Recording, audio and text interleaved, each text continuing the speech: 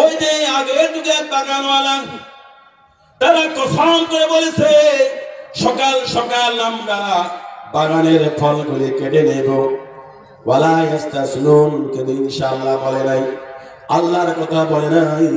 এত সুন্দর ধান হয়েছে, ধানকে কাটছে, কাটার পরে বলছে এবার কোন মাদ্রাসা মসজিদ দান করব না, যাতে আল্লাহ কি করে করুক, যাই হয় হোক, কারো দান করবো না, কথা দেখে না।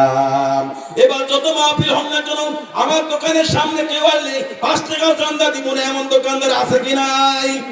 আছে নাই?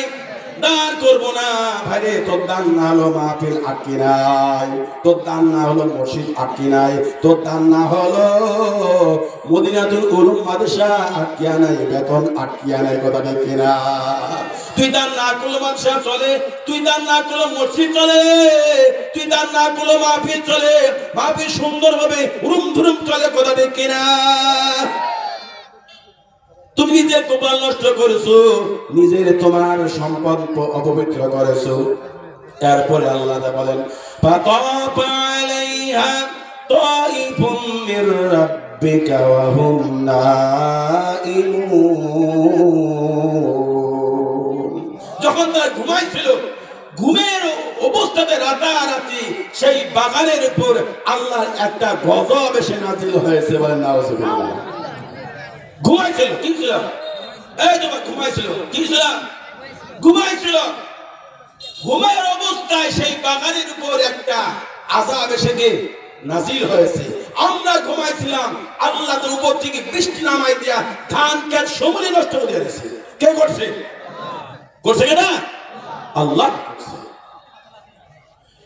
এরপর আল্লাহ বলেন ফাসবাহাত কাসরিম, বাগানটা কেমন হয়েছে? কাটা ফলের মতন, কে জানি কেটে নিয়ে গেছে, বাগানের মধ্যে একটা ফল নাই, সব কাটা হয়ে গেছে।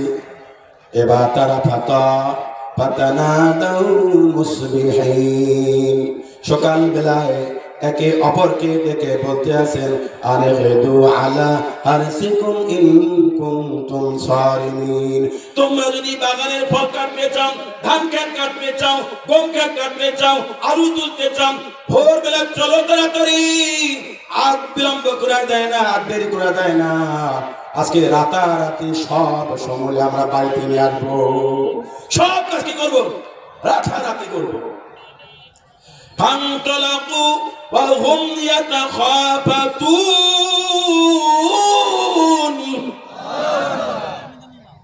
একে অপরকে ফিসফিস আওয়াজে তারা বলে আর চলে। কি বলতে আছেন শুনবেন? শুনবেন কি বলে? শুনেন। আল্লাহ তাআলা আল্লাহ ইয়াদখুলান্নাহা ইয়াওমা আলাইকুম মিসকিন।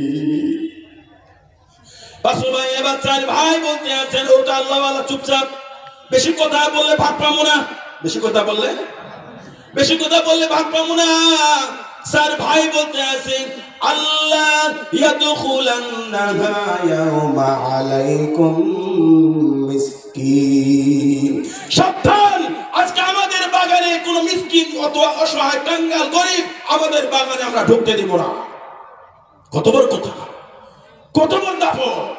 তারা বলতেছেন আল্লাহ ইয়াদখুলান্নাহা ইয়াওমা আলাইকুম মিসকিন, আজকে কোন মিসকিনকে, কোন গরিবকে, কোন মাদ্রাসার হুজুরকে আজকে আমাদেরকে ঢুকতে দেব না, সিদ্ধান্ত নিয়েছে।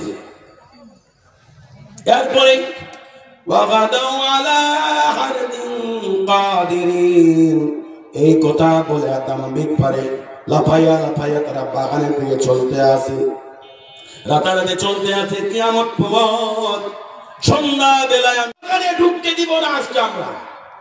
যাইতে আছে, যাইতে আছে, যাইতে আছে, যাইতে আছে, যাইতে যাইতে এখন কি করে জানেন? ফালাম্মা রাউহা ক্বালু ইন্না লাদাল্লুন। এরপরে তারা বাগানের কাছে গেছে, কাছে যাওয়ার পরে একে অপরকে বলতে আছে পথ ভুলে আমরা অন্য বাগানে আসছি, পথ ভুলে গেছি আমরা। আর কি হচ্ছে? পথ কেন বলছো? সকাল বেলায় বিকাল বেলা আমরা দেখছি আমাদের বাগানে ফলে কাদি কুদি ভরা ছিল, ধানের ক্ষেতটা সুন্দর ছিল, আলু ক্ষেতটা সুন্দর ছিল, ভুট্টা খাটটা সুন্দর ছিল, মরিচ খাটটা সুন্দর ছিল। সকালবেলা দেখতে আসি তার কাটা খাটের মতো কোনো ফল নাই, কোনো ফল নাই। আমরা রাস্তা ভুলে আরেক দিকে চলে আসছি। এবার আল্লাহওয়ালা ভাইটা মুখ খুলছে।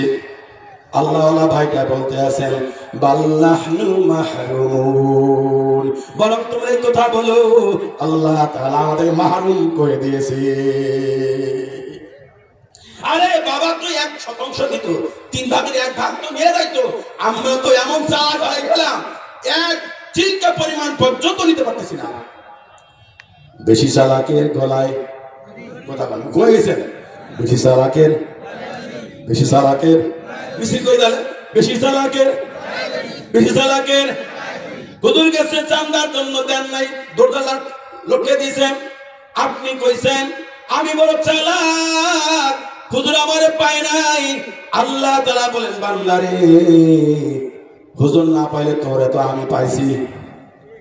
অন্তর্যামীকে জোরে বলতে, অন্তর্যামীকে আল্লাহ অন্তর্যামী। তোমার পকেট টাকা আছে কিনা হুজুর জানে না, জানে কে? আমার সম্পদ আছে কিনা জানে কে? দুনিয়ার কেউ না জানলে কে জানে?